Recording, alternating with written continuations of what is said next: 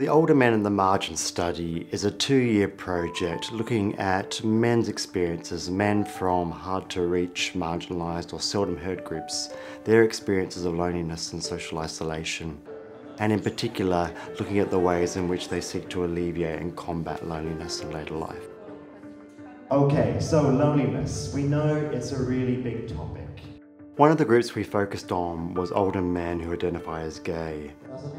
So we interviewed 21 older gay men, and we looked at gay men in particular because we know that other research shows us that older LGBT people are more likely to experience high levels of loneliness than straight people of a similar age, but we don't know much about men's experiences within that group.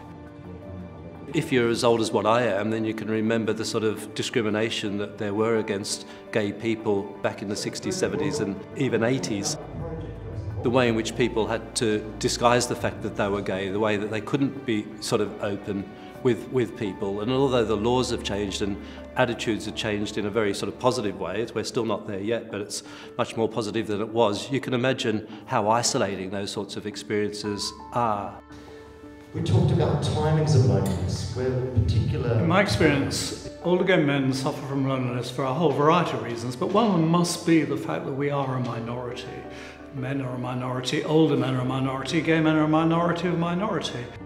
I think where it can particularly affect people is if they've been in a relationship and their partner dies and suddenly they find themselves alone.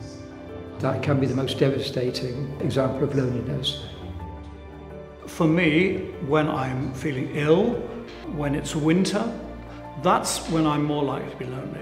And what it will comprise of is a feeling that there isn't anybody there that I can really go and be honest with, somebody who is going to give me emotional support. And actually come out properly, well, they're the brave ones. All the men we interviewed were involved in groups, and a lot of the men were involved in gay men's groups or LGBT groups. And we learnt a lot about the value of being part of those groups where you have safe, comfortable space to connect with other men, where there may be some similar shared life experiences.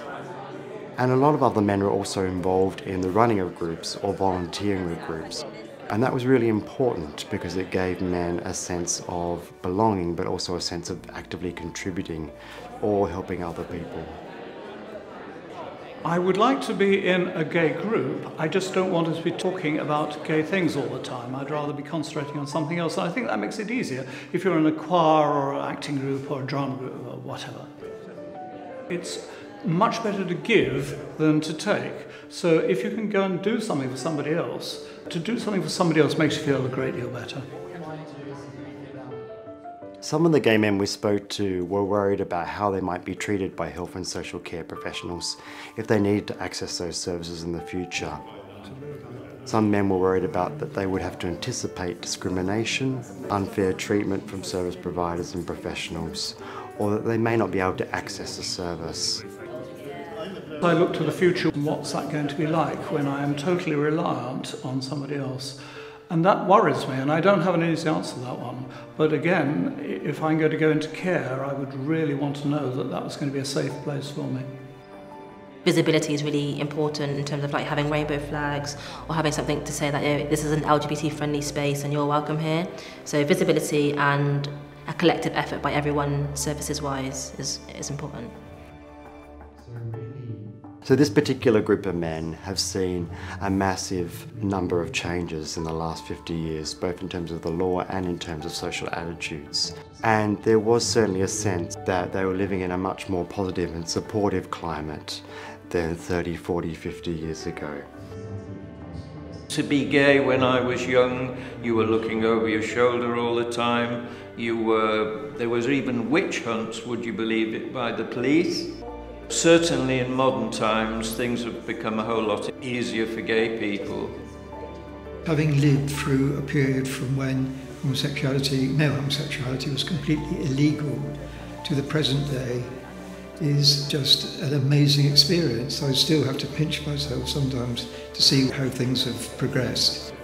For a lot of older people, getting old is as if everything's getting worse, things are much better in the past. For gay people, I think you can say the opposite. Things are, at least at present, getting better.